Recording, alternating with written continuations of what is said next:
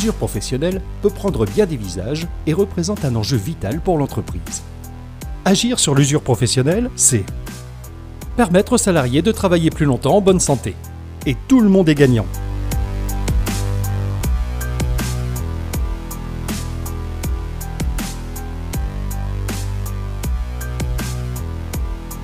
La question de l'usure professionnelle au sein de la collectivité s'est posée suite à un constat de vieillissement de notre population et une augmentation des restrictions d'aptitude. Le constat a été deux services cibles. Le service espace vert, le service restauration scolaire. 3 populations aussi. Les situations d'agents en restriction d'aptitude, les situations de nos agents de plus de 50 ans. Un axe autour des nouveaux arrivants. Dès la première situation de travail, c'est important d'aborder les sujets. Les outils proposés par l'ARACT et la CARSAT nous ont permis d'être assez exhaustifs autour de l'analyse. Le diagnostic partagé nous a permis de développer un plan d'action qui se développe en 5 axes. Accompagnement des futurs retraités, accompagnement des nouveaux arrivants, valoriser bien sûr le métier des agents, communiquer, puisqu'il y avait tout un enjeu de communication, la prévention des accidents du travail, la prévention par les équipements de protection individuelle, anticiper les évolutions des métiers, former en amont.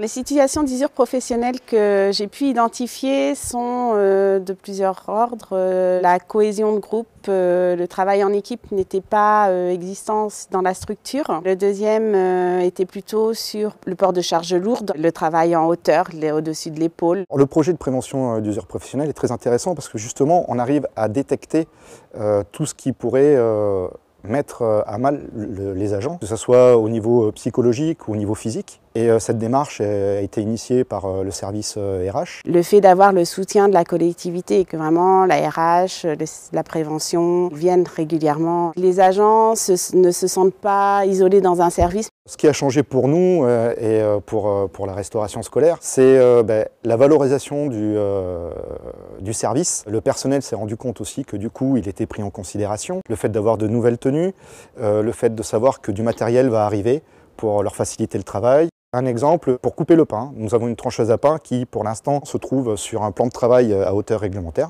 et qui normalement devrait être sur une table qui est un peu plus basse, de façon à ce qu'on puisse introduire le pain, parce que pour introduire le pain, il faut lever le bras pour aller le mettre dans une rigole pour éviter tout ce qui est coupure du personnel. Nous avons également essayé de valoriser les agents en professionnalisant leur métier, notamment en créant un poste de magasinier qui au jour d'aujourd'hui était inexistant dans la restauration. C'est un poste clé dans la restauration collective. Ça a permis à un agent de monter en compétence sur ce domaine-là. Par rapport aux restrictions médicales qui sont de plus en plus importantes, quand on identifie dans les évaluations des risques et dans le document unique, donc on va interroger le travail, l'agent va se retrouver en difficulté parce qu'il ne va pas pouvoir faire son métier comme il l'entendait avant. Il va y avoir un mal-être, une inquiétude. L'action Prévup a permis de nous apporter une cohésion et un décloisonnement, que toute personne se sente impliquée et se rende acteur de cette situation. Les agents, la direction générale, le service RH et les services cibles. Et grâce à cette action Prévup, on est heureux de ce mouvement et cette dynamique que ça a pu apporter donc au sein de la collectivité.